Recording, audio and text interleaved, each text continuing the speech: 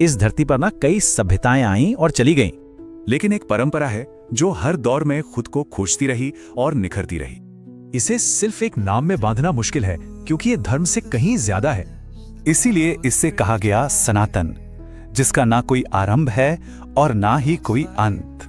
ये किसी एक पैगंबर या एक किताब से नहीं जन्मा, ये तो हजारों साल की खोज है। सोचिए, जब दुनिया में कई जगह अंधेरा था, यहाँ ब्रह्मांड को समझने की कोशिश हो रही थी। वेद वो सिर्फ धार्मिक ग्रंथ नहीं, बल्कि इन गहरी बातों के पहले रिकॉर्ड हैं। फिर आते हैं उपनिषद, जो सवाल पूछते हैं, और ये फिलॉसफी सवालों से डरती नहीं। मैं कौन हूँ, मरने के बाद क्या होता है, ये वो बड़े सवाल हैं जो इसकी जड़ में हैं। जवाब मिला, आत्मा ना जन्म लेती है ना मरती है, वो बस रूप बदलती और है। यहाँ तक कि देवता भी कर्म के नियम से ऊपर नहीं है। तो देखिए, इसके 3 आधार हैं: कर्म यानी आपके काम, धर्म यानी आपका कर्तव्य, और मोक्ष। इस सच्चाई को 2 अलग अलग नजरियों से भी समझा जा सकता है। एक तरफ राम हैं जो नियमों की मर्यादा सिखाते हैं, तो दूसरी ओर कृष्ण जो जीवन का संतुलन।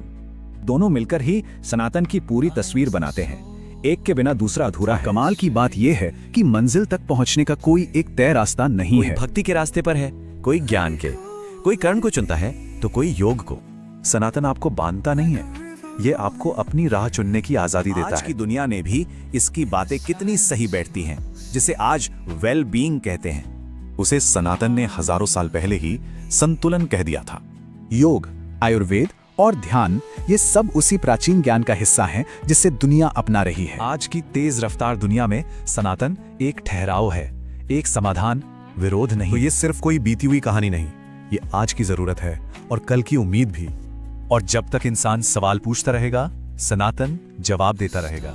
तो ये कोई धर्म नहीं, ये एक सफर है, एक अनंत सफर। यही सनातन धर्म है।